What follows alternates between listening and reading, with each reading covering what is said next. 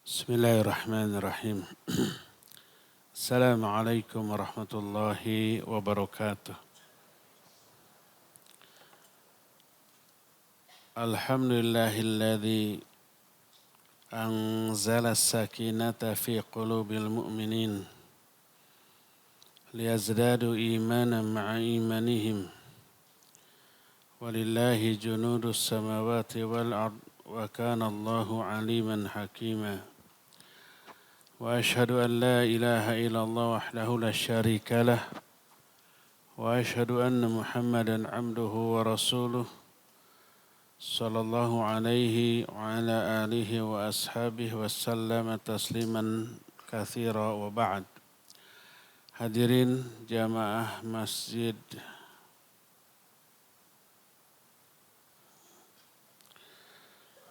Raya Cipinang Muara yang Allah muliakan, para pendengar radio Tarbiyah Sunnah, para netizen di mana saja Anda berada, kembali kita berjumpa membahas tema yang cocok untuk para aki, para nini, para lansia, para manula, sebagai persiapan yang akan kita hadapi kelak, yaitu tentang kematian sudah, tentang perjalanan ruh setelah keluar dari jasad. Sekarang kita akan mengembara ke alam yang pasti akan kita datangi, yaitu alam kubur. Itu pasti, tapi semoga masih lama. Kalau ada yang sudah nggak sabar, silakan duluan.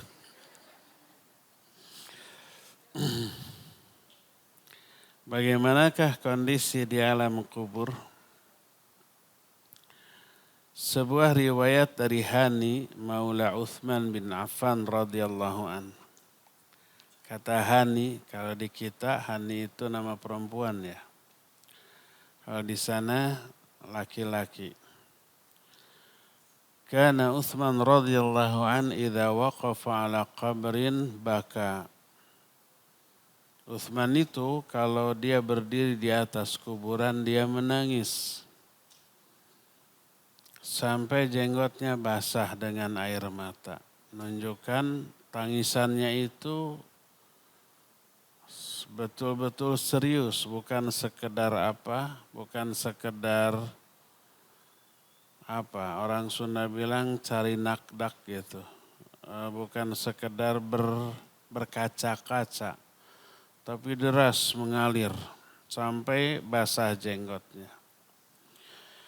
Faqila lahu, ada yang bertanya, tadhkurul jannata wan nar fala tabqi wa tadhkurul qabr fatabki. Kamu ingat surga, ingat neraka, enggak nangis. Tapi mengingat kuburan kau nangis. Kenapa?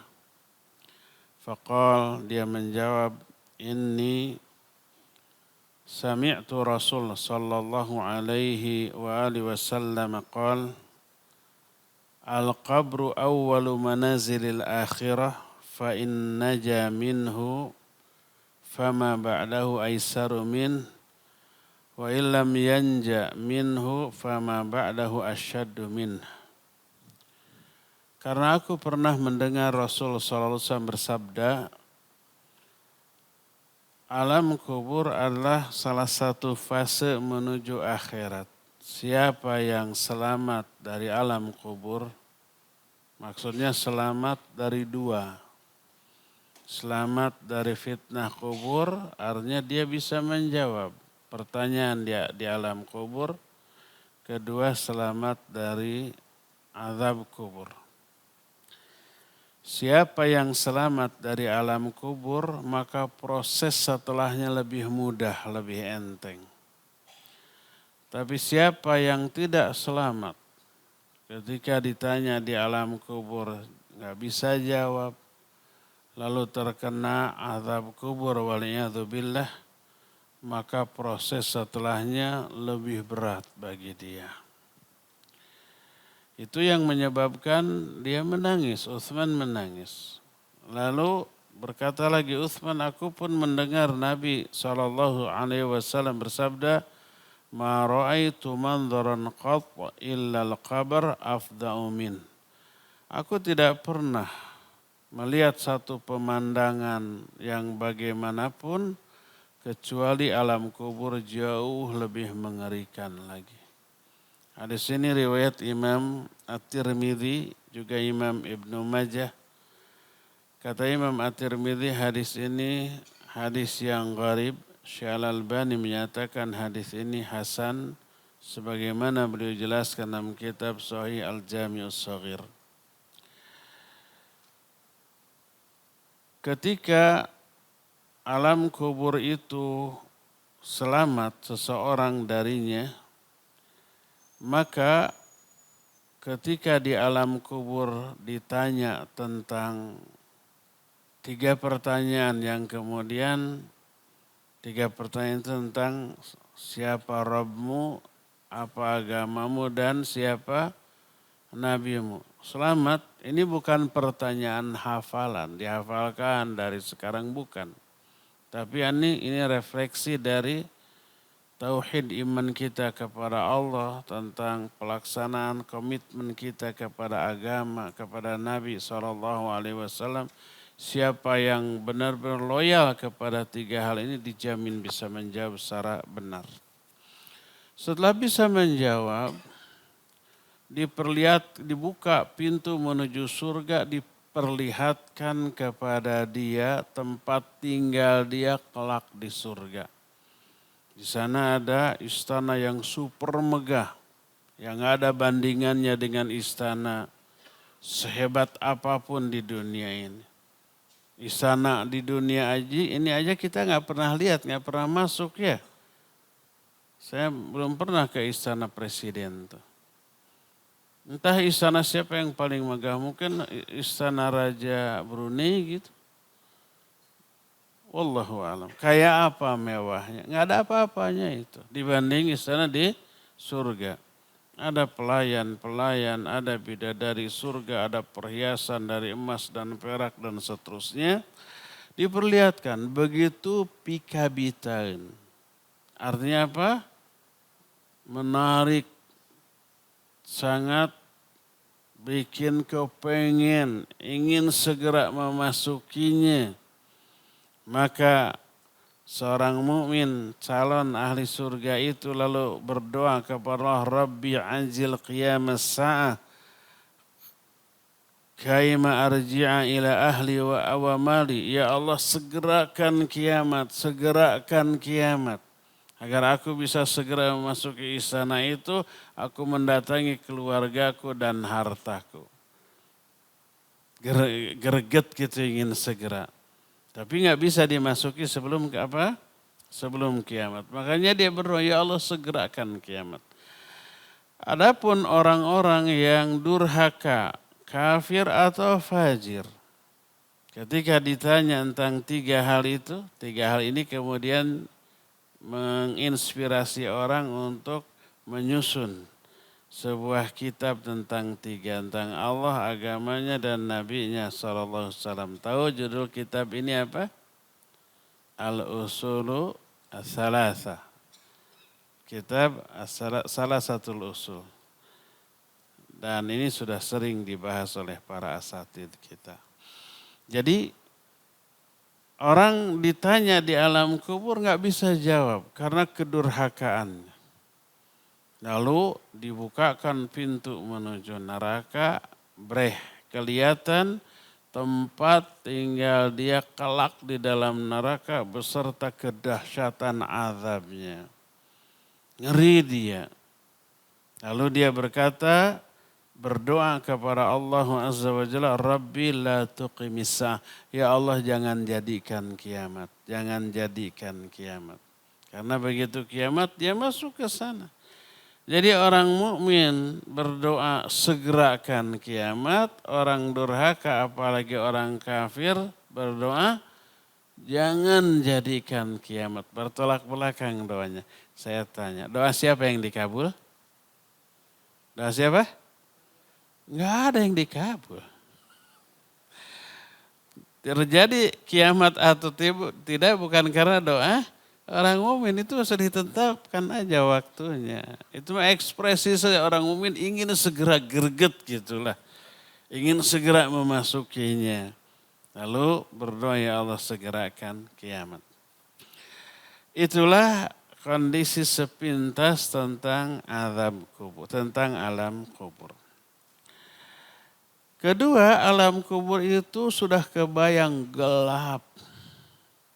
Dekat tinggali curug-curug acan. Telunjuk sendiri pun tidak kelihatan, di belel-belel nggak kelihatan. Kebayang di alam kubur. Dan keadaan alam kubur yang gelap ini diterangkan dalam salah satu hadis ketika seorang wanita yang suka nyapu di masjid. Tiap hari Nabi SAW melihat wanita ini nyapu. Hanya nyapu, dipastikan nggak pernah ngepel, nggak pernah dipel itu masjid. Kenapa? Karena tanah bukan lantai. Suatu saat wanita itu nggak kelihatan. Ditanya kemana wanita yang biasa nyapu masjid. Maka diberitahukan wanita itu sudah wafat. Tadi malam kami tidak ingin membangunkan kau, seolah-olah wanita ini nggak penting, nggak harus membangunkan Nabi lah untuk ngurusnya gitulah. Nabi SAW kemudian minta ditunjukkan kemana kuburannya. Lalu ditunjukkan, beliau datang lalu sholat di kuburan. Boleh nggak sholat di kuburan? Tidak boleh kalau sholat fardu. Kalau sholat yang ada ruku, yang ada sujud tidak boleh, mau fardu mau sunnat. Nah kecuali sholat apa ini? Janazah. Karena sholat janazah itu tidak ada ruku, tidak ada sujud, boleh. Jadi ada larangan sholat di kuburan. Kecuali sholat janazah. Dibolehkan. Ini Nabi SAW sholat di atas janazah. Di atas kuburan. Lalu seusai sholat janazah beliau berkata, inna hadhil qubur mali'atu zulmah ala ahliha wa inna Allah azza wa jalla munawwiruha lahum bisolati alaihim.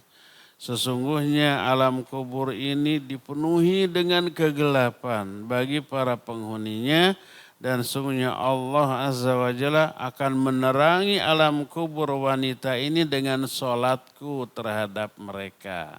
Hadis ini sahih riwayat Imam Bukhari, Imam Muslim dan yang lain-lain dengan sanad yang sahih.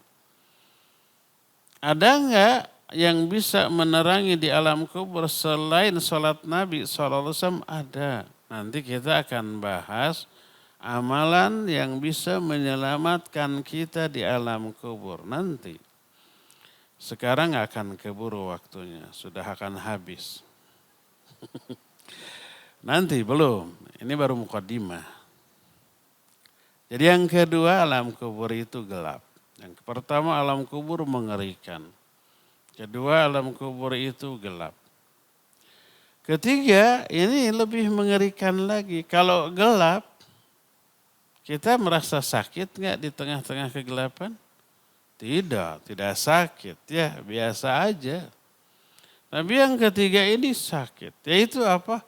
Ada himpitan di alam kubur. Tanah yang ada di sekitar kita menghimpit sampai remuk seluruh tulang belulangnya. Apa ini khusus untuk orang durhaka? Enggak, semuanya. Termasuk orang yang paling soleh, termasuk anak kecil yang masih bayi sudah mati nggak punya dosa, mengalami himpitan di alam kubur. Kita mengalami enggak? Ya pastilah, soleh tidak, bayi bukan kita mah ya. Jadi akan mengalami himpitan di alam kubur. Tapi nanti ada hikmahnya dan itu menguntungkan bagi kita. Sebagaimana diterangkan dalam salah satu hadis tentang Sa'ad bin Mu'adz, orang Yahudi, tapi kemudian masuk Islam. Sa'ad bin Mu'adz ini yang kemudian ketika Nabi dengan orang-orang Yahudi di Madinah mengadakan perjanjian damai, termasuk Yahudi Bani Quraidah. Isinya nggak boleh perang. Terus kedua, siapapun yang berperang dengan yang lain dibela nanti. Pada waktu perang Ahzab atau perang Khandaq, disebut perang Ahzab karena musuh Ahzab. Ahzab itu apa? Multinasional. Bukan multinasional, multisuku. Beberapa suku bangsa bergabung menyerbu Nabi SAW di Madinah. Maka disebut perang Ahzab. Lalu strategi perang beliau atas saran Salman Al-Farisi bikin apa? Khandaq, parit di sekitar kota Madinah. Paritnya itu nggak bisa diloncati, lebar, harus turun ke bawah. Nah dia di bawah nggak bisa naik juga, udah tinggi, dihantam nanti. Jadi itu yang membuat mereka nggak bisa langsung menyerang sekeliling kota Madinah, kecuali di daerah yang dihuni oleh Yahudi Bani Quraidah. Nah di sana tuh tidak digali sebab ada yang jaga, karena sudah ada perjanjian saling jaga ya, oke gitu. Apa yang terjadi? Khianat si Bani Quraidah ini. Dia membiarkan musuh masuk ke sana tuh. Nyebelinnya orang ini. Nah, tapi dengan pertolongan Allah Azza wa Jalla, akhirnya Allah mengirimkan tentara yang tidak terlihat. Kenapa ring teleponnya tidak dimatikan dulunya? Abang aki-aki ini limperan, matiin dulu biar nggak ngeganggu. Allah mengirim tentara yang tak terlihat, yaitu berupa apa? Angin, badai, pasir. Itu tenda-tenda mereka itu berterbangan itu. Mereka juga tidak bisa membuka mata, perem gitu. Sedikit membuka kaperengpenan. Apa? Kaperengpenan itu terkelilipan, masuk pasir. Akhirnya mereka mundur teratur. Selesai sudah perang Khandaq atau perang Ahzab ini. Tinggal si Bani Quraidah nih. Yang apa tadi? Khianat, didatangi itu. Dan mereka ngaku, nggak bisa mungkir. Siap disanksi, siap. Tapi mereka minta yang menetapkan sanksi bukan Nabi SAW. Siapa? Orang ketiga. Itu sesama Yahudi juga. Yaitu Sa'ad bin Abi Waqqas. Sa'ad bin Mu'adz, Sa'ad bin Mu'adz. Apa yang terjadi? Dikiranya karena sesama Yahudi bakal memberi hukuman yang enteng ringan. Tapi ternyata ketetapan yang dia tetapkan menyatakan seluruh lelaki dewasa Bani Quraidah dibunuh. Anak-anak dan wanitanya jadi tawanan, semua hartanya dirampas jadi milik kaum muslimin. Telak banget nih. Sudah deal itu dilaksanakan. Lalu kata Nabi SAW, laqad hakamta bihukmillahilladzi fis sab'is samawat. Engkau telah menetapkan hukuman dengan hukuman yang Allah tetapkan yang berada di atas langit yang ketujuh. Nah, ini Sa'ad bin Mu'adz. Kesolehannya sudah viral, sudah terkenal, sudah kaceluk ka awun-awun ka koncara ka jana pria, itu viral tadi.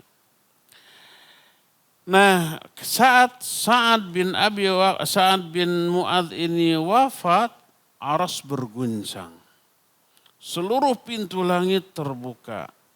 Besertanya ada 70.000 malaikat yang menyaksikan, mengiringi ruh dari Sa'ad bin Mu'adz ini.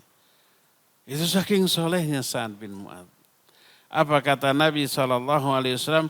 Hadzal ladzi taharraka lahul arash wa futihat lahu abwabus sama wa syahidahu sab'una alfan minal malaikah laqad dhumma dhammatan thumma furrija'an. Ini orang yang kematiannya membuat arsy berguncang. Saking hebatnya ini. Seluruh pintu langit dibuka. Disaksikan oleh 70.000 malaikat. Tapi dia mengalami himpitan di alam kubur. Yang menyebabkan tulang belulangnya remuk. Kemudian utuh lagi seperti biasa. Hadis ini sahih diriwayatkan oleh Imam Ahmad dalam kitab Musnadnya dari Ibnu Umar radhiyallahu anhuma. Ini yang pertama. Kedua, hadis yang lainnya masih dari Ibnu Umar, masih diriwayatkan oleh Imam Ahmad dalam kitab Musnadnya, inna lil qabri dhaqtatan law kana ahadun najian minha naja Sa'ad bin Mu'adz. Sesungguhnya di alam kubur itu ada satu himpitan. Seandainya ada orang yang layak selamat dari himpitan ini, niscaya yang selamat ini adalah Sa'ad bin Mu'adz. Tapi dia pun ternyata tidak selamat dari himpitan tersebut. Bahkan suatu saat hadis yang diriwayatkan oleh Imam At-Tabrani dan diterima dari Abu Ayyub Al-Ansari radhiyallahu an dengan sanad yang sahih, bahwa Rasul sallallahu alaihi wasallam suatu saat menyolatkan seorang bayi yang mati. Disolatkan. Lalu selesai solat beliau menyatakan, lau aflata ahadun min dhammatil qabr lanaja hadzal sabi. Seandainya ada orang yang layak selamat dari himpitan di alam kubur, niscaya yang layak ini adalah anak ini. Karena anak ini belum memiliki dosa, masih suci. Anak ini pun ternyata terkena himpitan. Jadi dihimpit sampai remuk tulang belulangnya, kemudian kembali utuh seperti sedia kala. Sakitnya kira-kira? Bingit lah ya. Karena remuk semua tulang belulangnya. Dan ini tidak ada yang selamat. Termasuk kita ya dipastikan. Sa'ad bin Mu'adz yang sesore itu remuk tulang belulangnya. Anak kecil juga remuk tulang belulangnya. Tak ada yang selamat dari himpitan di alam kubur. Nanti jadi jangan ada yang bertanya, Ustaz gimana caranya agar bisa selamat? Nggak bisa. Sudah pasrah saja. Lalu apa hikmahnya? Berkata Syekhul Islam Ibn Taimiyah dalam kitab Ahkamu Usatil Mu'minin. Kata beliau, seluruh penderitaan yang dialami oleh manusia baik ketika hidup ataupun ketika sakaratul maut. Kita sudah pernah bahas sakaratul maut ya. Atau ketika fitnah kubur. Fitnah kubur menegangkan, menakutkan. Termasuk azab kubur. Bagi orang-orang yang layak menerimanya, semua penderitaan itu menggugurkan dosa. Meringankan azab di akhirat nanti. Dan bagi orang-orang mukmin, dosa yang tersisa itu dengan adanya fitnah kubur itu terampuni. Nah, termasuk salah satu penderitaan yang bakal kita alami, himpitan di alam kubur. Sakitnya ya dipastikan sakit, nggak ada bandingannya. Tapi salah satu hikmahnya itu mengurangi dosa, mengurangi kadar azab bagi orang yang kelak akan diazab. Dan menghilangkan azab bagi orang yang akan diazab dengan azab ringan, maka sudah terhapus terlebih dahulu oleh himpitan di alam kubur tersebut. Sudah, jadi pasrah saja, tapi itu amat sangat menguntungkan. Di dunia aja kita rela mengalami sakit sedikit untuk menghindarkan sakit yang lebih gede, ya enggak? Waktu musim COVID Kemarin ada yang disebut dengan swab. Sakit enggak? Dicolok ini kan? Ya. Itu teh bukan pengobatan, bukan vaksinnya, hanya untuk ngetesnya. Bukan itu tuh. Ini apa namanya? Suntik apa? Vaksin teh dari COVID teh. Yang ada boosternya gening. Ada 3 kan? Saya juga disuntik 3 kali. Sakit enggak? Sakit. Kenapa mau? Untuk menghindari COVID katanya. Tapi ada enggak yang kena? Ada, tapi tidak sehebat kalau tidak disuntik ya. Atau imunisasi, anak kecil dicolok atau disuntik, nangis. Enggak apa-apa nangis. Untuk menghindari penyakit yang lebih besar. Kita kalau mau haji, mau umroh, disuruh suntik apa? Meningitis, sakit enggak? Itu mah enggak ya, enggak sakit. Dikit lah pegal. Itu kita rela walaupun bayar, ya disakiti, ya harus bayar, ya harus ngantri. Tapi rela demi terhindar dari penyakit yang lebih membuat kita menderita. Jadi kita sabar menghadapi rasa sakit yang sedikit untuk menghindari sakit yang lebih dahsyat. Di alam kubur sabar saja, pasrah kita mengalami himpitan di alam kubur untuk mengurangi dosa-dosa kita, menyelamatkan kita dari azab yang lebih besar. Inilah poin yang ketiga yang teralami di alam kubur, yaitu apa? Himpitan. Keempat, ada yang disebut dengan fitnah kubur. Apa itu fitnah kubur? Fitnah kubur artinya pertanyaan di alam kubur. Kenapa ini disebut dengan sebutan fitnah? Karena suasananya amat sangat menakutkan. Bayangkan kita sendirian di sana di alam yang sangat asing bagi kita. Tanpa ada siapa-siapa pun kita ngeri, kita takut. Kedua, apalagi didatangi 2 malaikat yang menakutkan. Dari namanya saja sudah terbayang sebagai bagaimana menakutkannya 2 malaikat. 1 munkar, 1 nakir. Sumiyal munkaru munkaran li'anna kullama ra'ahu ankarahu.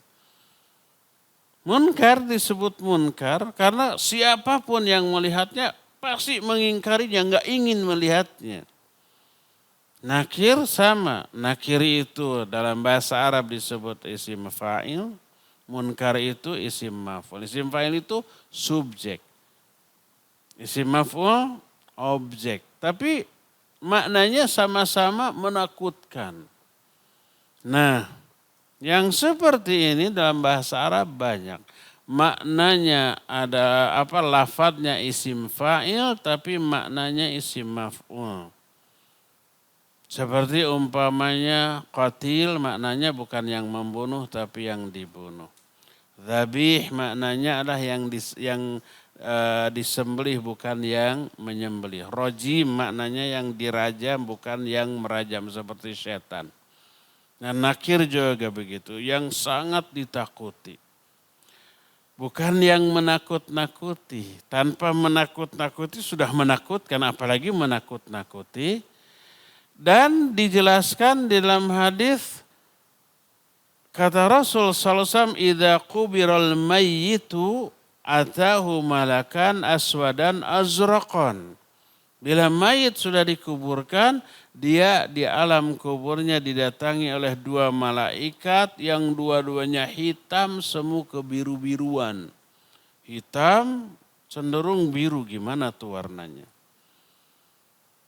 Nah, jadi dari segi warnanya aja sudah menakutkan. Dari segi penampilannya bikin ngeri. Ditambah syadidal intihar. Dua-duanya bentakannya dahsyat. Jadi nanya man rabbuka, wa ma dinuka, wa man nabiyuka, siapa Rabbmu, apa agamamu, siapa nabimu, itu dengan bentakan yang dahsyat.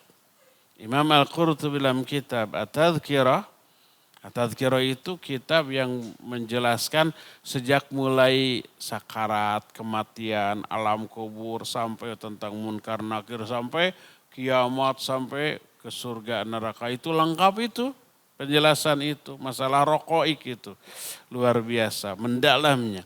Beliau menjelaskan bentakan munkar nakir. Bila seseorang di dunia ketika hidup dibentak oleh munkar dan nakir, niscaya copot seluruh sendi-sendi tulangnya. Saking apanya? Dahsyatnya, menakutkannya.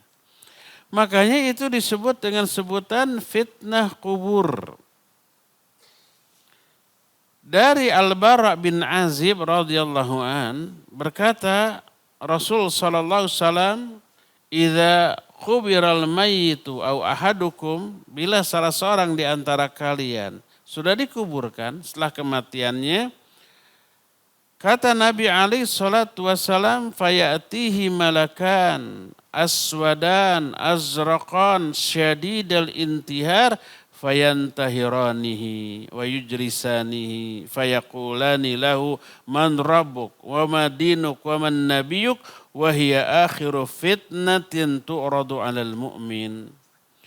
Bila seseorang sudah dikuburkan, datang kepadanya dua malaikat, dua-duanya hitam semu biru, kemudian dahsyat bentakannya, dia membentak, menyuruh orang itu duduk. Jadi ketika orang itu dikuburkan, di kuburan, nah kemudian kehidupan dia di alam kubur, lalu kita kemarin sudah jelaskan setelah ruhnya dibawa ke langit, kemudian dimasukkan lagi ke jasadnya di alam kubur. Bukan di kuburan, di alam kubur. Lalu setelah itu dia hidup lagi. Karena sudah menyatu lagi ruh dengan jasad, tapi di alam kubur. Datang dua malaikat, nyuruh dia duduk sambil membentak. Dengan bentakan yang mengerikan. Lalu dua-duanya bertanya, siapa Rabbmu? Apa agamamu? Siapa nabimu? Dan ini fitnah terakhir yang akan disodorkan atau teralami oleh seorang mukmin. Setelah itu dia tidak akan lagi mengalami fitnah. Dan inilah saat ketika Allah Azza wa Jalla berfirman dalam Al-Quran, dalam surah Ibrahim 27, Yuthabbitullahu alladhina amanu bil qawli tsabiti fil hayatid dunya wa fil akhirah. Allah memantapkan orang-orang yang beriman dengan ucapan yang mantap. Maksud memantapkan, menegarkan. Karena di alam kubur itu dibentak, ngeri orang. Bayangkan orang walaupun sudah tahu jawabannya, tapi ketika ditanya, dibentak begitu, bisa kabur ya. Bisa lupa lagi itu. Sudah dihafal pun bisa lupa. Allah tegarkan orang-orang beriman dengan ucapan yang mantap, artinya dengan ucapan, dengan jawaban yang benar terhadap pertanyaan tersebut. Ayat ini tentang alam kubur. Jadi kalau ditanya, ada enggak alam kubur dalam Al-Quran? Ada. Salah satunya ini. Dan Nabi SAW membacakan ayat ini ketika menceritakan tentang alam kubur. Allah memantapkan orang-orang beriman dengan ucapan yang mantap. Baik dalam kehidupan di dunia dulu ditegarkan, diistiqomahkan di atas kalimat tauhid la ilaha illallah wa fil akhirah, ataupun di dalam kehidupan akhirat termasuk di alam kubur ditegarkan. Maka menjawablah orang mukmin tersebut. Dia menjawab, Rabbi Allah wa diniyal Islam wa Nabi Muhammadun sallallahu alaihi wa alihi wasallam. Dia menjawab, Rabbku Allah, agamaku Islam, Nabiku Muhammad sallallahu alaihi wasallam. Makanya tiga ini fahami maknanya lalu aplikasikan beserta konsekuensinya. Fahami maknanya, ketahui konsekuensinya, aplikasikan. Untuk memahami makna dari tiga ini, kajilah kitab apa tadi? Al-Usulul Tsalatsa. Ya. Saya yakin di sini mungkin sudah dibahas oleh ustaz lain. Nah, fayunadi munadim minas sama, ada suara yang terdengar dari langit. Suara ini dipastikan suara Allah Azza wa Jalla. Kenapa? Dilihat dari isinya, konten dari ucapannya. An sadaqa abdi, hambaku ini telah benar ketika menjawab. Kalau dia mengatakan hambaku, berarti yang bicara Allah, nggak mungkin malaikat. Nggak mungkin malaikat berkata kepada manusia, kamu hambaku, nggak mungkin ya. Hambaku telah benar. Maka kata Allah Azza wa Jalla, hamparkan bagi dia hamparan karpet atau kasur dari surga. Kasih dia pakaian dari surga dan bukakan bagi dia pintu menuju surga. Hamparan dari surga, kebayang semewah apa, seempuk apa. Saya nggak tahu ya, harga spring bed termahal ada ratusan juta. Segimana empuknya, tapi katanya yang empuk nggak bagusnya. Harus agak keras. Biar tidak, itu urusan dokter lah, nggak perlu diteruskan. Pokoknya ini mewah banget, indah banget, pakaian dari surga. Bukakan pintu menuju surga, lalu bertiuplah angin dari surga. Nggak kebayang gimana tuh, nggak bisa dibayangkan karena keindahan surga itu nggak ada bandingannya. Kata Nabi SAW, Allah berfirman, A'dadtu li ibadiyas sholihin ma la ainun ra'at wa la udhunun sami'at wa la khatara ala qalbil bashar. Aku siapkan bagi hamba-hambaku yang solih keindahan surga yang tak pernah terlihat oleh mata, tak pernah terdengar oleh telinga dan tak pernah terbersit dalam hayalan, dalam hati manusia. Artinya nggak ada bandingannya, nggak bisa dihayalkan. Seindah apapun kita menghayalkan surga, kenyataan surga itu jauh lebih indah daripada hayalan kita. Sehebat apapun kita menggambarkan keindahan surga, kenyataan indahnya surga jauh lebih hebat daripada deskripsi kita, daripada penjelasan kita. Jadi begitu angin surga masuk ke alam kubur, gimana wanginya, bagaimana sejuknya, nyamannya, susah digambarkan. Pokoknya nanti aja rasakan sendiri. Semoga kita semua mengalami nanti di alam kubur, dibukakan pintu surga untuk kita. Ya. Itu kondisi orang-orang mukmin. Semoga Allah masukkan kita ke dalam golongan orang mukmin yang seperti ini, bisa menjawab di alam kubur. Adapun orang-orang kafir, amma abdul kafir awil fajir. Adapun hamba yang kafir atau fajir. Fajir itu durhaka. Mungkin dia muslim, tapi muslim yang mengabaikan semua perintah, melanggar semua larangan, tunggul dirurut, catang dirumpak. Semua yang Allah perintahkan dicuekin. Semua yang Allah larang dilanggar. Karena semua yang dilarang rata-rata menyenangkan atau ya. Walaupun harus bayar, walaupun resikonya merusak segala-galanya, walaupun resikonya melelahkan. Ngantri orang mau bayar. Coba kalau umpamanya malam-malam, apalagi weekend, bapak-bapak ke tempat hiburan, jangan ketang. Kalau umpamanya ke sana, penuh itu. Parkir aja macet. Saya tidak nyuruh ya, Mas, jangan. Tapi penuh itu. Ke sana bayar apa tidak? Bayar. Mahal apa murah? Mahal. Harus keluar uang jutaan atau minuman keras sekali teguk juga jutaan. Walaupun katanya nih nggak enak. Rasanya mah jauh lebih nikmat si kopi. Makanya orang minum kopi itu kelihatan nikmatnya, ada sehahnya. Seruput, sambil meremelek, apalagi sama bala-bala. Aduh. Nggak. Jadi nggak peduli risiko. Bala-bala itu kan bisa merusak tubuh. Ya. Makanya dokter bilang, kalau mau sehat, jangan makan bala-bala sama cikopi. Tapi kalau mau bahagia, makan aja. Jadi kelihatan orang minum kopi, minum teh, minum susu itu nikmatnya itu ternikmati. Tapi coba kalau minum minuman keras, kayak hana-hana apa, slok, gitu ya. Cuma satu sloki gitu, lek, nggak dinikmati sama sekali. Itu mahal jutaan.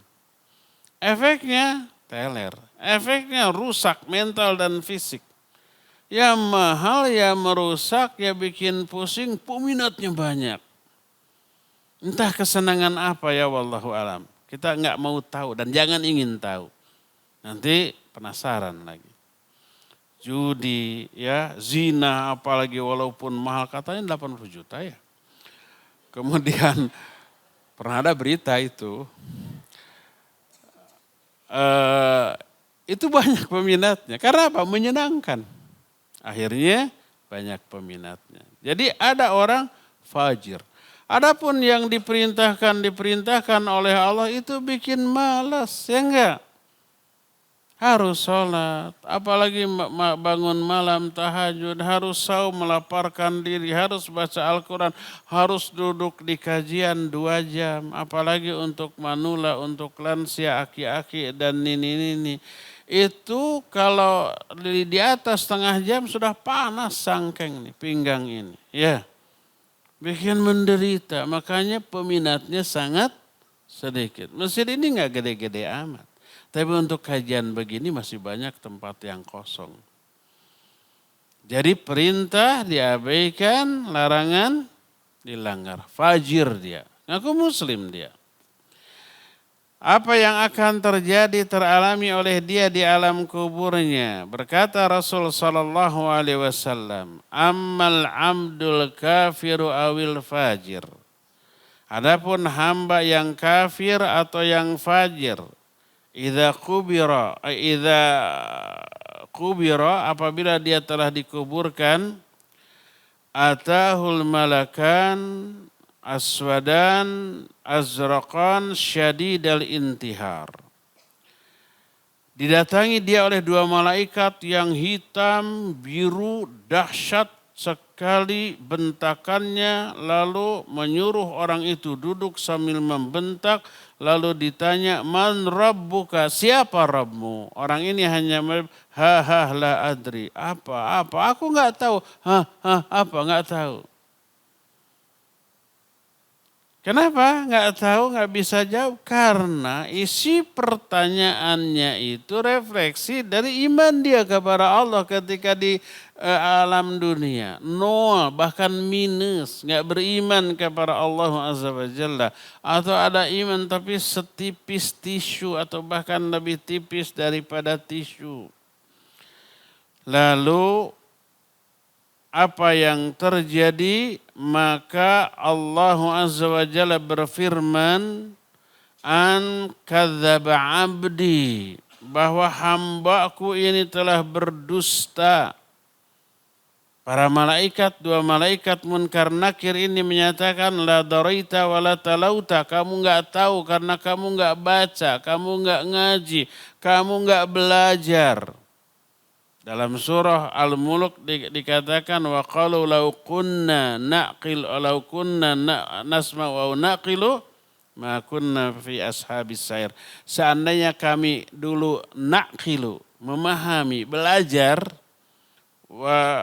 nasma'u, kami mendengar kajian, belajar, ma kunna fi ashabis sair, niscaya kami tidak akan masuk neraka sair. Jadi orang-orang yang kelak masuk neraka sair, mereka mengakui kalau dulunya di dunia enggak belajar, enggak mendengar kajian. Lau kunna nasma'u aw naqilu ma kunna fi ashabis sair. Di alam kubur juga. Kenapa enggak bisa menjawab? Malaikat menyatakan la daraita wa la talauta. Kamu enggak tahu karena kamu enggak belajar, kamu enggak baca, kamu enggak dengar kajian. Lalu kata Allah, hambaku ini telah berdusta. maka hamparkan bagi dia hamparan dari api neraka. Berikan kepada dia pakaian dari api neraka dan bukakan pintu menuju neraka. Bayangkan pakaian dari api, gosong itu. Terus hamparan tempat dia duduk juga dari api.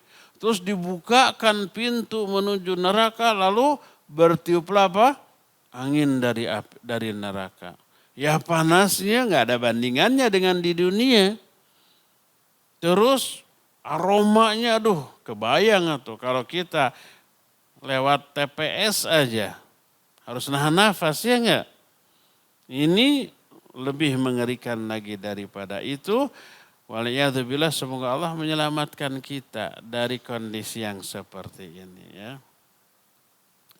Itulah yang akan teralami oleh orang-orang yang ketika di dunianya mengabaikan perintah dan melanggar larangan. Hadis dari Al-Barra bin Azib tadi sahih diriwayatkan oleh Imam Bukhari dan Imam Muslim.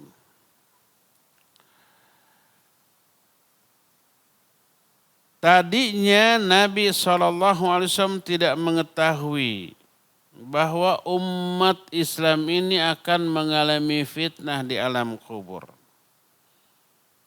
Beliau memahami yang akan dapat fitnah di alam kubur itu hanya non-muslim. Tapi ternyata beliau memperoleh wahyu yang menjelaskan bahwa kaum muslimin pun akan mengalami fitnah. Sebagaimana hadis dari Aisyah radhiyallahu anha. Kata Aisyah, dakhala alayya Rasulullah sallallahu alaihi wasallam wa inni imra'atun minal yahud wa hiya taqul hal sya'arti annakum tuftanuna fil qubur? Qalat farta'a Rasul sallallahu alaihi wasallam wa qala innama tuftanul yahud. Kata Aisyah, Nabi sallallahu alaihi wasallam masuk ke kamarku, ke rumahku. Saat itu di rumahku ada tamu seorang wanita Yahudi. Ini menunjukkan boleh kita menerima tamu non-muslim, ya, baik laki ataupun perempuan. Aisyah menerima tamu wanita Yahudi. Lalu wanita Yahudi ini berkata, tahukah kamu bahwa kalian akan difitnah di alam kubur?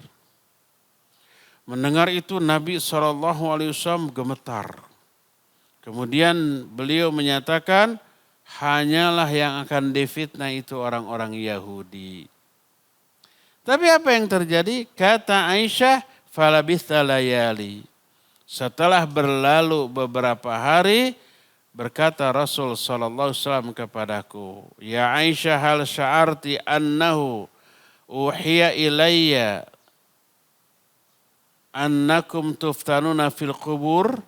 Hei Aisyah, tahu nggak kamu? Aku telah diberi wahyu bahwa kalian nanti akan difitnah di alam kubur.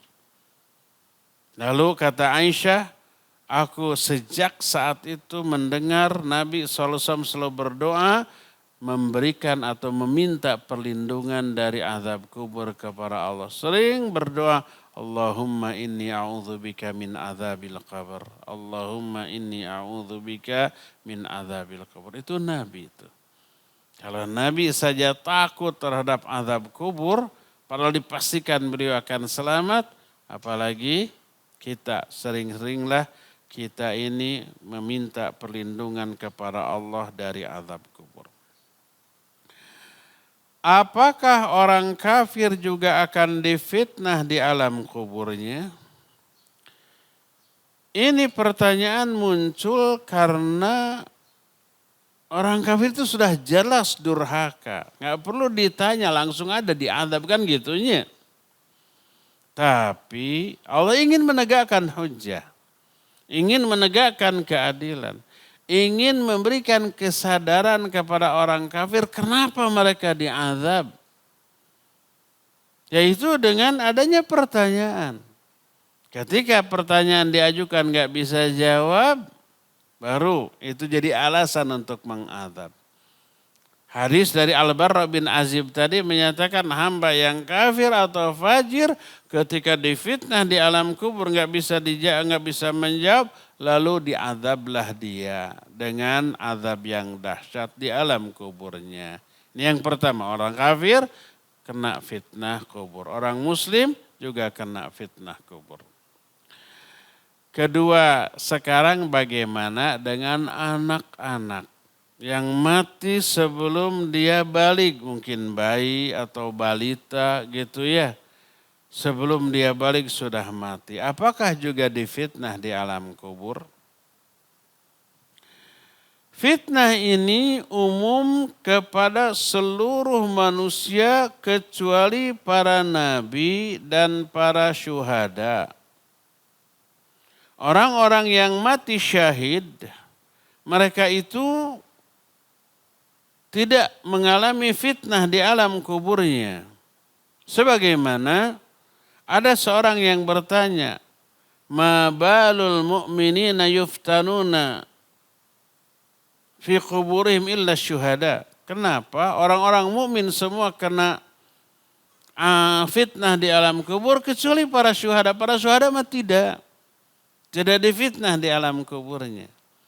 Apa kata Nabi SAW? Kafa bibariki suyuf ala ra'sihim fitnatan. Cukuplah kelebatan pedang di atas kepala mereka ketika jihad, itu cukup menjadi fitnah yang mengerikan bagi mereka. Jadi fitnah terakhir bagi para syuhada mah kelebatan pedang. Kalau sekarang nggak berlaku ya, karena perang sudah lagi tidak memakai pedang. Tapi apa namanya? Desingan peluru. Konon katanya. Saya dengar ini dari tentara saat latihan. Maksudnya mereka yang latihan, bukan saya yang latihan.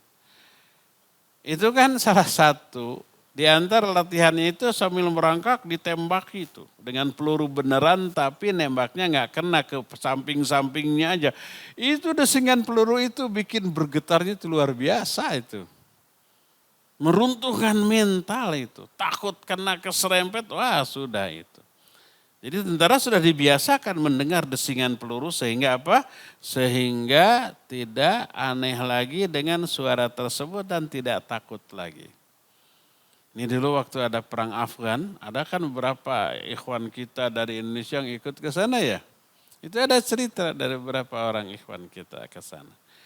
Itu begitu mereka lagi diem ngobrol atau makan atau tidur di tenda, tiba-tiba terdengar itu rudal itu blum jatuh. Itu orang yang pertama kali datang begitu langsung panik gitu, langsung lari kemana-mana. Itu diketawain. Kami sudah terbiasa sehari-hari mendengar itu gitu. Tapi yang pertama kali itu paniknya tuh luar biasa.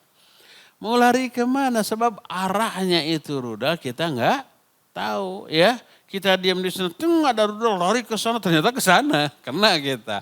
Sudah pasrah saja kalau kena, insya Allah syahid kita.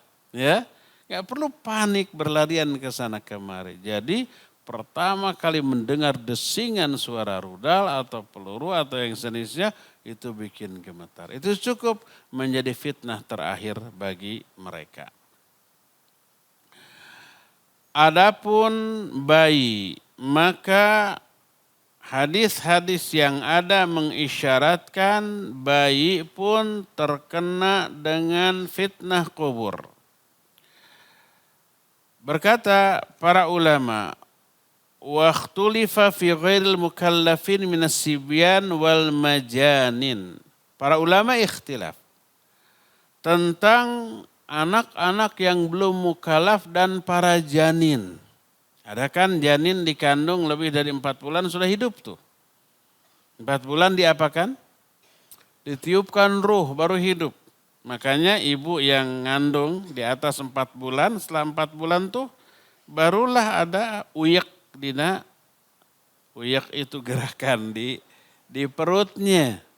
Kalau udah gede nendang-nendang kadang-kadang kelihatannya benjol di perutnya itu.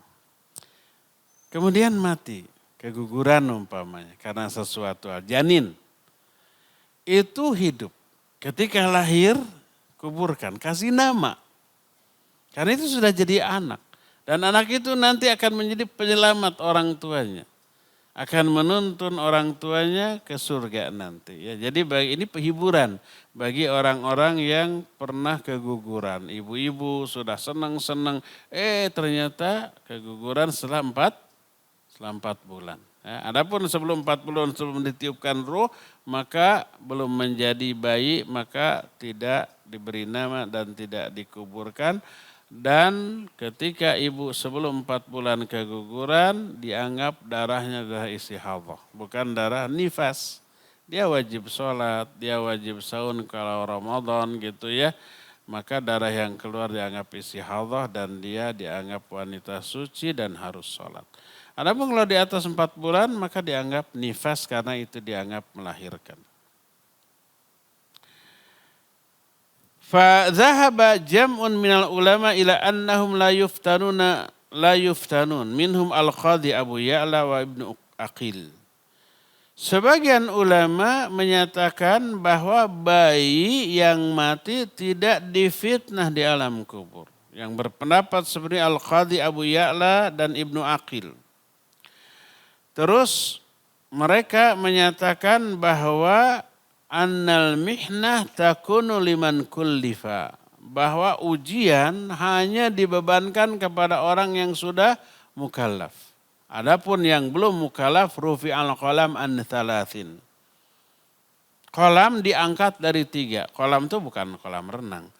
Ini pena. Tulisan malaikat. Diangkat dari 3 golongan. Artinya amal 3 golongan ini nggak akan dicatat. Salah satunya adalah wa anissobi hatta yahtalima, dari anak kecil sampai dia itu balik.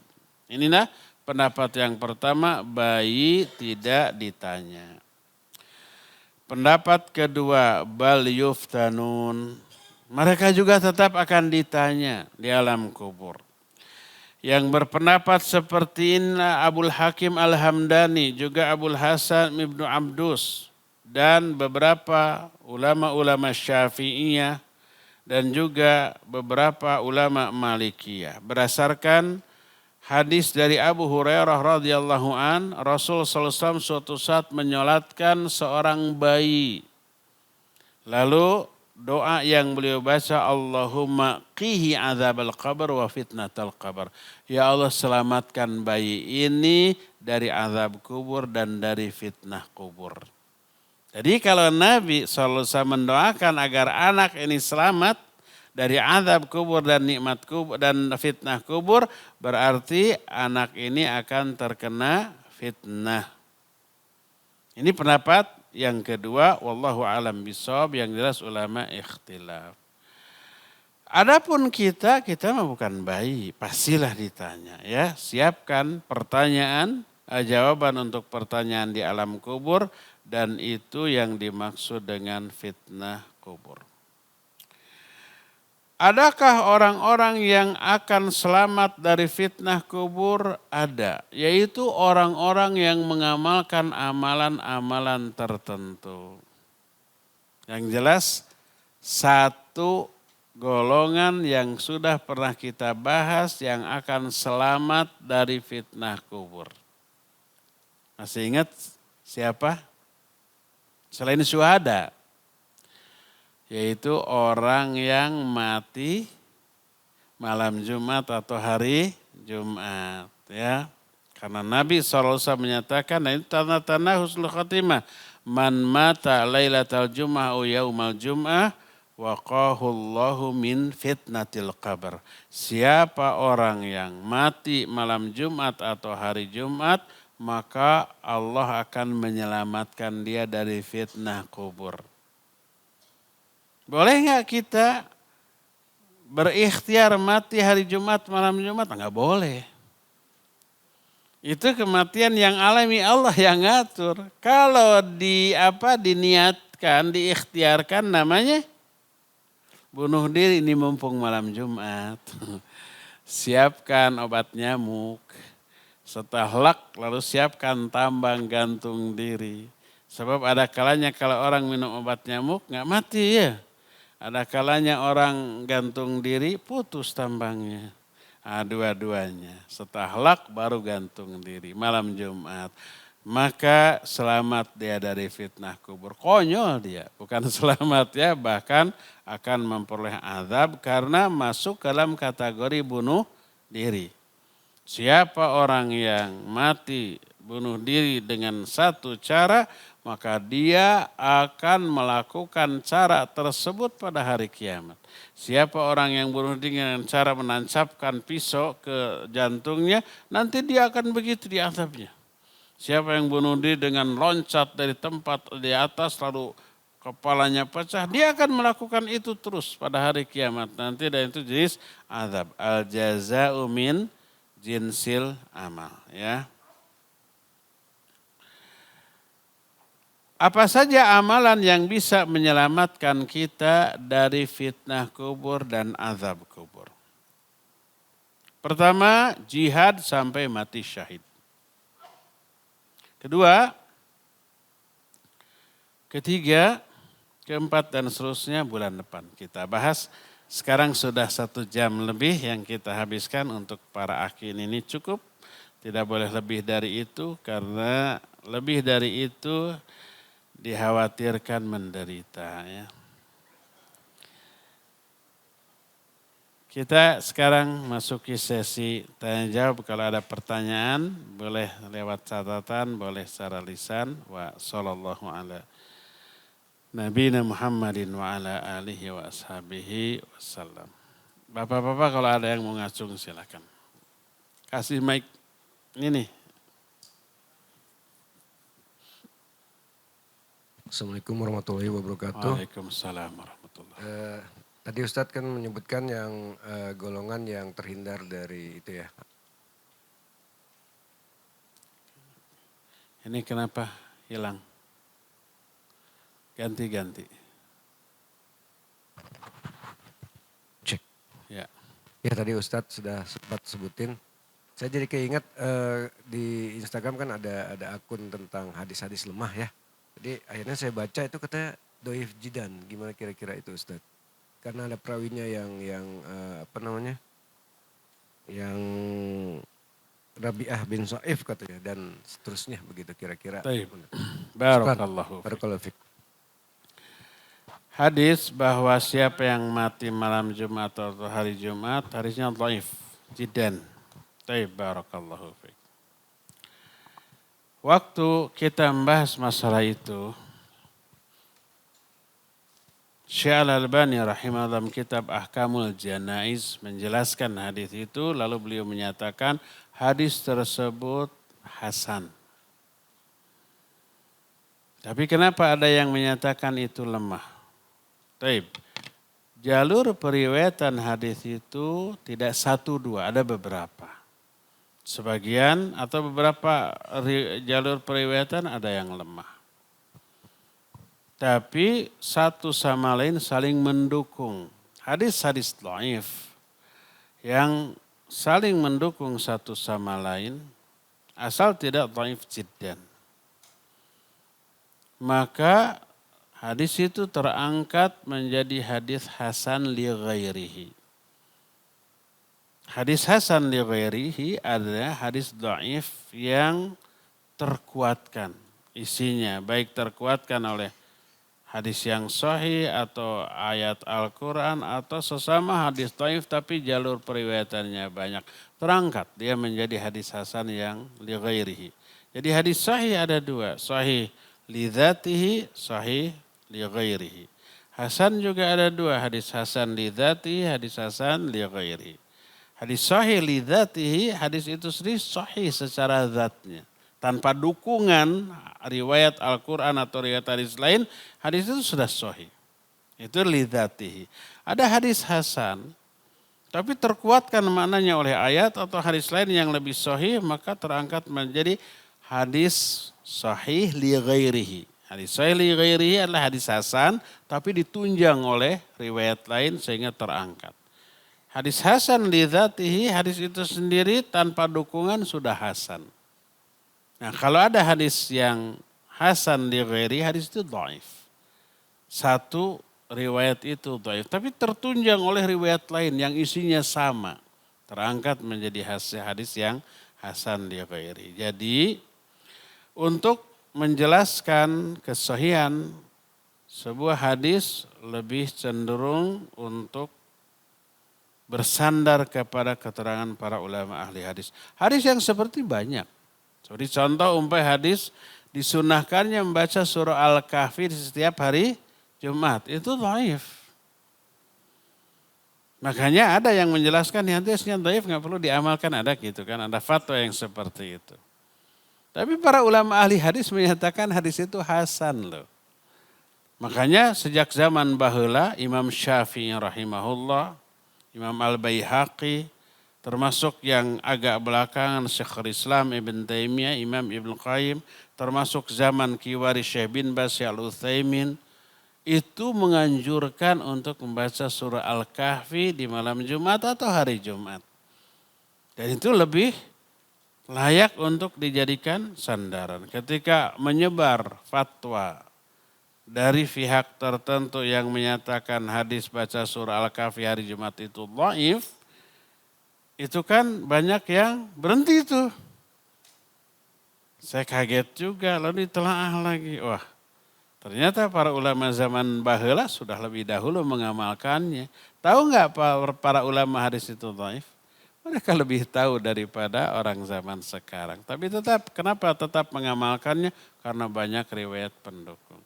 Saya pernah bikin tulisan tentang hal itu dan saya sebar di media sosial. Tetap sunnah membaca surah Al-Kahfi di hari Jumat atau malam Jumat. Termasuk salah satu di antara tanda husnul khatimah adalah mati hari Jumat atau malam Jumat ya. Wallahu a'lam bishawab.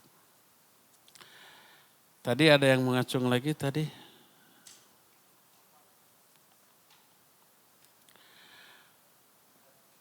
Ya, mangga kasih mic.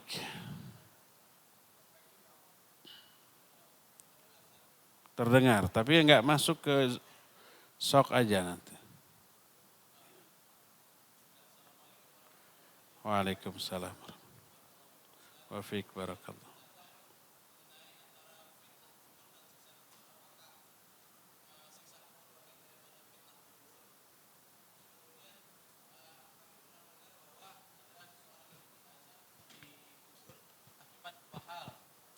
Ulangi, biar masuk.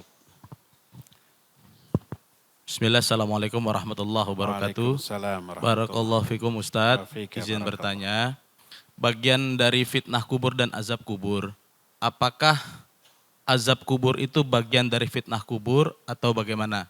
Terus juga kami pernah mendengar dalam satu kajian bahwa Nabi SAW pernah bersabda bahwa melewat suatu kuburan bahwa orang ini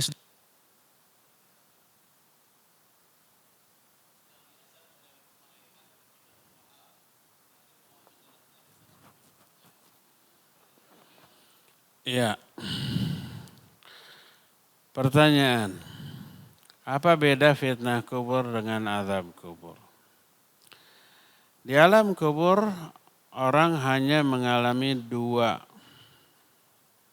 Tapi kejadian yang sebenarnya 3. Tapi orang hanya mengalami 2. Pertama fitnah kubur.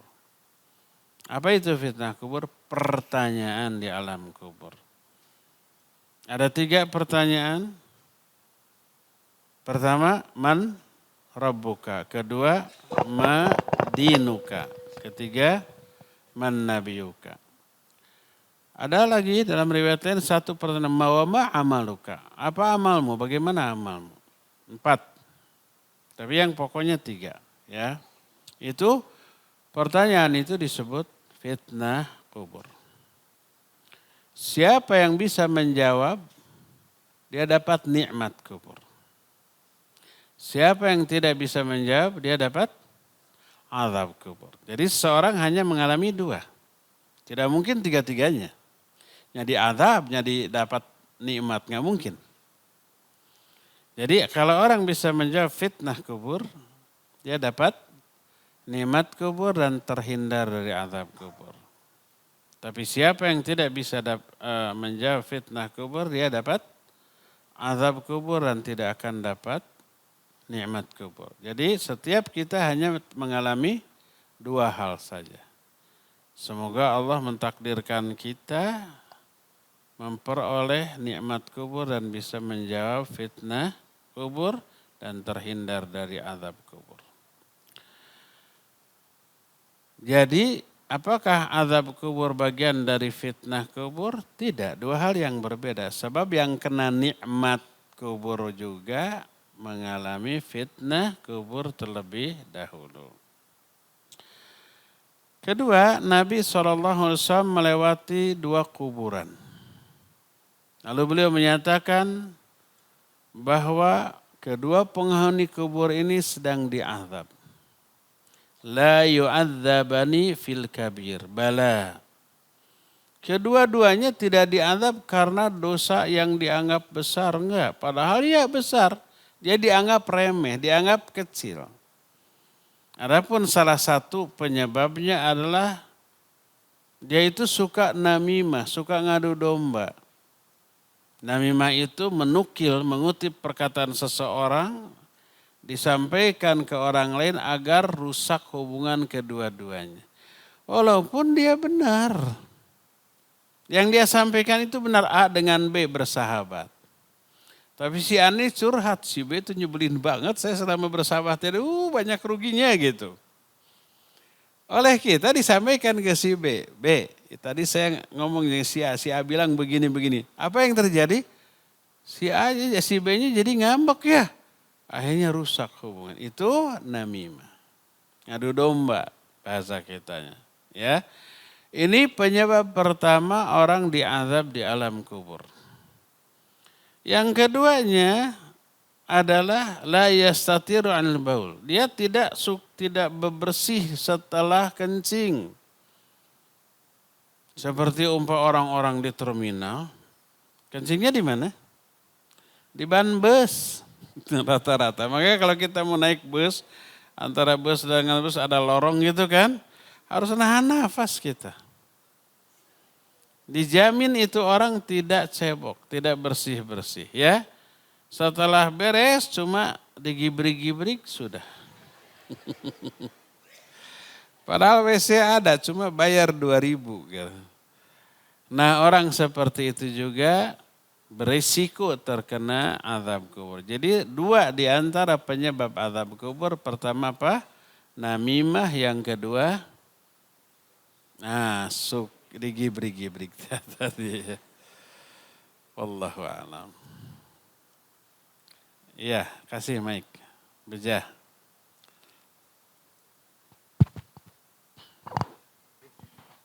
Assalamualaikum warahmatullahi wabarakatuh. Assalamualaikum warahmatullahi wabarakatuh. Yang jelas ulangi. Assalamualaikum warahmatullahi wabarakatuh. Waalaikumsalam warahmatullahi wabarakatuh. Ustaz, Anda punya pertanyaan satu.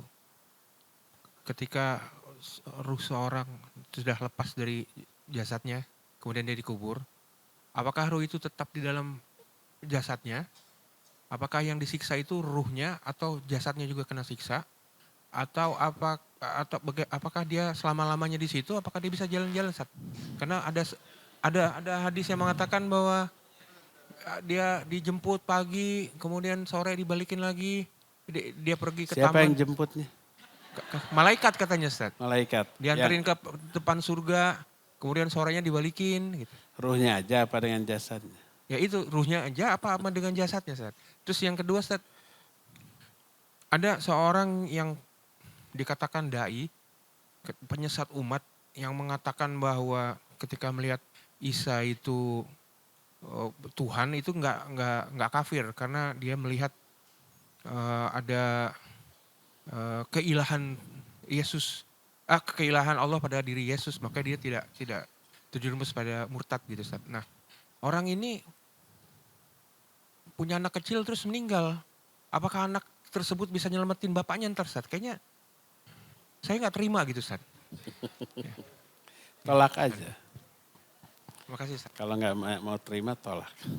Ini benar-benar yang keluar dari lisan itu hanya syubhat dan fitnah, Ustaz. Menyesatkan umat gitu. Apakah anaknya bisa nyelamatin bapaknya ntar, Ustaz? Barakallahu fiik. Ada dua pertanyaan. Pertama, setelah ruh lepas dari jasad dan jasad dikuburkan, kemana ruh? Sudah kita ceritakan, jelaskan perjalanan ruh setelah mati. Setelah kalau dia orang mukmin dibawa ke langit ketujuh, kemudian setelah itu di mana? Dimasukkan lagi ke jasadnya di alam kubur, menyatu lagi, makanya hidup lagi. Kalau dia orang kafir atau orang fajir, mentok di langit pertama.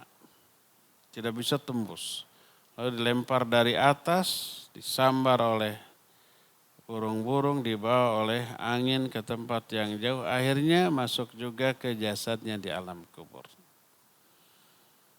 Nah, orang di alam kubur mengalami fitnah kubur, nikmat kubur atau azab kubur terasa oleh ruh dan jasad. Bukan hanya ruhnya saja, bukan hanya jasadnya saja.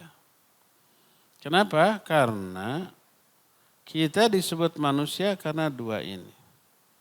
Karena ada ruh dan jasad. Kalau hanya jasad namanya bangkai. Kalau hanya ada jiwa namanya ruh saja. Bukan manusia. Ya. Jadi kita berbuat dua-duanya, ruh dan jasad. Karena itu ruh dan jasad ini yang harus bertanggung jawab. Yang harus memperoleh balasan. Bukan hanya ruhnya aja, bukan hanya jasadnya saja. Dua-duanya dapat balasan. Karena dua-duanya yang berbuat. Maka dua-duanya dapat balasan ketika di alam kubur. Kalau dia mukmin dapat nikmat kubur, dua-duanya merasakan. Kalau dia durhaka dapat azab. Di alam kubur dua-duanya ruh dan jasad. Sampai nanti kita akan jelaskan. Ruh dan jasad di akhirat bertengkar, saling menyalahkan. Kata ruh, kamu yang salahkan, kamu yang berbuat. Kata jasad, kamu yang salahkan, kamu yang nyuruh, saya mah hanya pelaksana. Lalu Allah mengutus malaikat melerai, menengahi. Oleh malaikat diberikan gambaran. Bagaimana menurut kalian berdua? Kalau ada dua orang, satu lumpuh dia bisa melihat tapi nggak bisa bergerak. Satu buta, dia bisa bergerak tapi tidak bisa melihat. Kata si lumpuh, itu ada mangga atau buah di kebun orang, tapi saya nggak bisa meraihnya. Kata si buta, saya bisa tapi nggak bisa melihatnya. Sekarang kasih instruksi. Jadi si lumpuh memberi instruksi, maju sekian langkah. Maju, geser kiri sekian langkah, kiri, mundur lagi dikit. Coba ulurkan tanganmu ke atas, tek, dapat bagi dua. Siapa yang salah? Kata ruh dan jasad dua-duanya. Kalian juga gitu. Ruh yang nyuruh, jasad yang melaksanakannya. Jadi dua-duanya terkena hukuman, ya. Karena dua-duanya yang berbuat. Nah kita di dunia yang berbuat ini jiwa dan raga kita. Ruh dan jasad kita. Maka dua-duanya dapat balasan. Di alam kubur sampai di akhirat nanti. Ya. Ada cerita, ada orang karena dia wali Allah dijemput oleh malaikat terus dilihat surga atau neraka. Dipastikan dia ngarang-ngorong tuh. Alam kubur itu alam gaib, dari mana kita tahu? Orang itu sudah mati, terus orang yang menceritakannya orang yang masih hidup. Dari mana dia tahu? Kalau bukan ngarang-ngorong. Jadi untuk menunjukkan keluarga dia, nenek moyang dia, leluhur dia itu hebat gitu. Dikarang-karang cerita, biar dirinya dimuliakan oleh orang. Saya keturunan orang hebat, kan gitu. Ada yang ngaku nenek moyang yang sudah mati itu bisa memadamkan api neraka. Bisa mengusir malaikat munkar dan nakir. Dari mana dia tahu? Dipastikan dusta, bohong. Ya. Nabi aja nggak gitu-gitu amat. Ini lebih dari para nabi. Ada nggak para nabi yang bisa mengusir malaikat munkar nakir? Nggak ada. Ada nggak para nabi yang bisa memadamkan api neraka? Nggak ada gitu ya. Jadi perkara yang gaib haram untuk kita yakini kecuali sumbernya valid. Quran atau hadis yang sahih. Itu wajib diimani, diterima.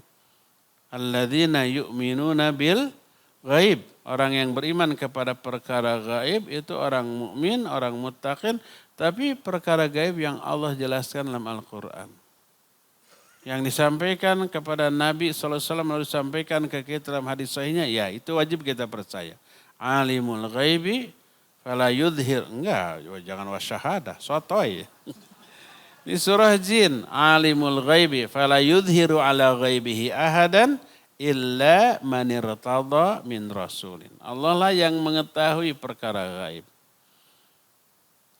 Ayat wasyahadah ayatnya beda lagi ya. Dan Allah tidak memberitahukan perkara gaib ini kepada seorang pun kecuali kepada Rasul yang diridhoinya.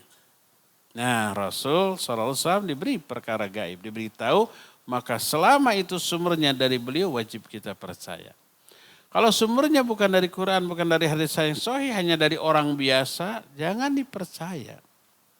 Khurafat itu namanya, itu dongengan, hayalan. Apa tujuannya? Agar dia dimuliakan. Karena nenek moyangnya orang-orang hebat gitu.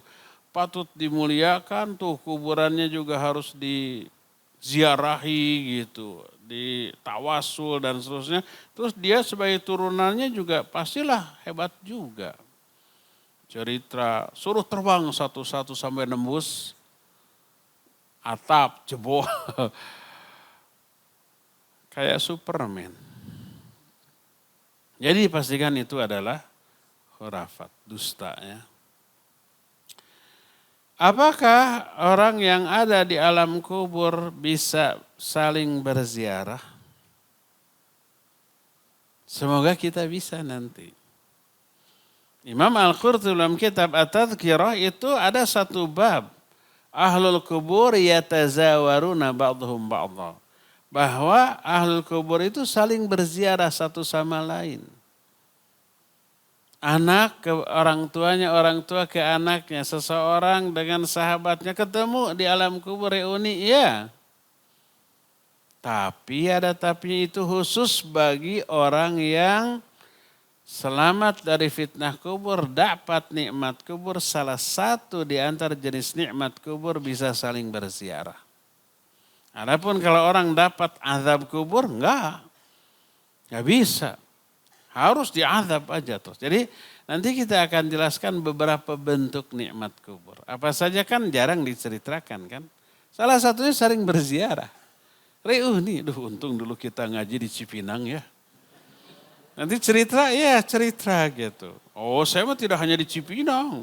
Di sono, di Sunupor, ke Bandung sampai ke Bali juga disusul. Demi ngaji gitu.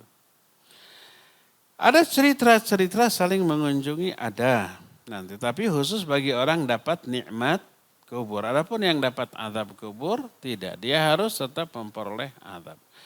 Jadi kisah bahwa orang sakti, orang soleh, wali Allah dijemput ruhnya di alam kubur oleh malaikat, dibawa jalan-jalan ke surga, ke neraka, itu perkara gaib. Dari mana kita tahu? Tanpa ada riwayat yang valid tentang hal itu, maka kita tidak boleh mempercayainya. Wallahu a'lam. Mak-mak dulu, ngambek nanti. 2, nanti setelah itu ke Bapak ya. Tadi dijelaskan para nabi, para syuhada tidak terkena fitnah kubur. Bagaimana kalau himpitan alam kubur? Apakah para nabi juga merasakannya? Para ulama menyatakan para nabi dikecualikan.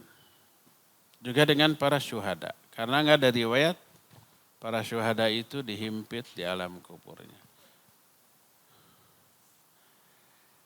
Saya ada melihat seorang ulama di media ketika sebelum meninggal, beliau berkata bahwa beliau merasa tenang menghadapi kematian. Karena beliau yakin akan mendapat kebahagiaan di alam kubur. Pertanyaan, bagaimana perkataan itu Ustaz? Taib, barakallahu fiik. Ketika akan mati, kita sudah jelaskan kalau dia seorang mukmin, dia didatangi oleh para malaikat yang membisikkan alla takhafu wala tahzanu. Innal ladzina qalu rabbuna Allah tsumma istaqamu tatanazzalu alaihimul malaikatu alla takhafu wala tahzanu. Jadi orang berkata, kami beriman kepada Allah, Rabb kami Allah, lalu istiqamah. Malaikat akan turun. Kapan turunnya? Ketika sakarat. Orang mau sakarat, stres, khawatir, ada takut, ada sedih. Takut terhadap masa depan dia. Di alam kuburnya gimana? Sedih terhadap apa yang akan dia tinggalkan. Aduh, istri saya pasti nikah lagi nih. Ada sedih, ada takut. Malaikat membisikkan, alla takhafu wa la tahzanu. Jangan takut, jangan sedih. Wa abshiru bil jannatil lati kuntum tu'adun. Berbahagialah kamu dengan surga yang Allah siapkan untukmu. Maka hilang sedih, hilang rasa takut, yang ada optimisme. Dia yakin akan berbahagia. Kita juga pernah menjelaskan perkataan Rasul SAW, man ahabba liqa Allah ahabballahu liqa. Siapa orang mencintai pertemuan dengan Allah, Allah juga cinta bertemu dengannya. Kapan ini terasa? Ketika akan mati. Tadi diperlihatkan surga kepada orang ini, maka tidak ada yang lebih dia cintai kecuali pertemuan dengan Allah kelak. Karena bertemu dengan Allah adalah kebahagiaan. Nah, di sanalah rasa cinta itu muncul. Tak mustahil dia sampaikan sebelum kematiannya itu kepada orang yang masih hidup. Tidak mustahil itu, ya. Semoga benar, ya. Wallahu a'lam bissawab. Mengapa? Terakhir ya, bonus.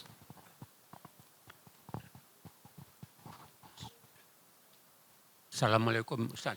Waalaikumsalam warahmatullahi. Satu pertanyaan singkat saja Ustaz. Saya sering mendengar bahwa seseorang yang setiap malam sebelum tidur itu membaca surat Al-Mulk itu akan terhindar dari siksa Al-Mulk ya. Akan terhindar dari azab kubur. Di siksa kubur. Terima kasih. Assalamualaikum. Waalaikumsalam warahmatullahi. Itu Kang obat atau apa nih? Iya. Ada riwayat siapa yang membiasakan membaca surah Al-Mulk sebelum tidur, maka Allah akan selamatkan dia dari azab kubur. Adakah riwayat itu? Benar ada. Sahihkah riwayat itu? Hasan. Boleh diamalkan? Bagus, bukan boleh. Makanya hafalkan surah Al-Mulk daripada searching, googling sebelum, biasanya orang sebelum tidur tuh ini dimatikan lampu, HP dinyalakan, ya enggak? Nyara tidur, itu rusaknya itu beberapa, mata rusak, pikiran juga rusak. Apalagi yang dibuka itu yang enggak benar. Pas tidur tidak berdoa, tidak baca ayat kursi, tidak berlindung kepada Allah, nanti mimpinya dikejar-kejar orang gila loh. Tutup hari kita itu dengan kebaikan, buka dengan kebaikan. Maksud menutup hari dengan kebaikan, tutup saat-saat sebelum kita tidur itu dengan doa, dengan zikir, dengan baca Al-Quran. Dan maksud membuka setiap hari dengan kebaikan, begitu bangun zikir, doa. Baca surah Ali Imran ayat 190. Inna fi khalqis samawati wal ard wa ikhtilafil laili wan nahar la ayatil liul albab sampai akhir. Itu membuka hari kita dengan kebaikan. Siapa orang yang membuka harinya dengan kebaikan, menutup harinya dengan kebaikan, Allah akan wafatkan dia dalam keadaan husnul khatimah. Nah, salah satu cara menutup hari dengan kebaikan, coba sebelum tidur selain berdoa, berzikir, tadi baca surah, apa tadi? Al-Mulk. Surah yang ke-67. Ya. Nabi SAW mengiming-imingi akan diselamatkan dari azab kubur. Ini salah satu di antara penyelamat azab kubur ya nanti ya. Jadi demikian Pak, silakan dihafalkan, silakan baca. Ya kali gimana kalau umpama lagi baca gitu terus ngantuk, terus tidur sebelum selesai, ya nggak apa-apa. Yang penting kita sudah meniatkan sampai akhir insya Allah dapat pahala dan faidahnya. Cukup ya sampai di sini, sudah hampir 2 jam. Semoga Allah mempertemukan kita kembali di bulan yang akan datang. Subhanakallahum bihamdik, asyhadu an la ilaha illa anta, astaghfiruka wa atubu ilaik, walhamdulillahi rabbil alamin. Wassalamualaikum warahmatullahi wabarakatuh.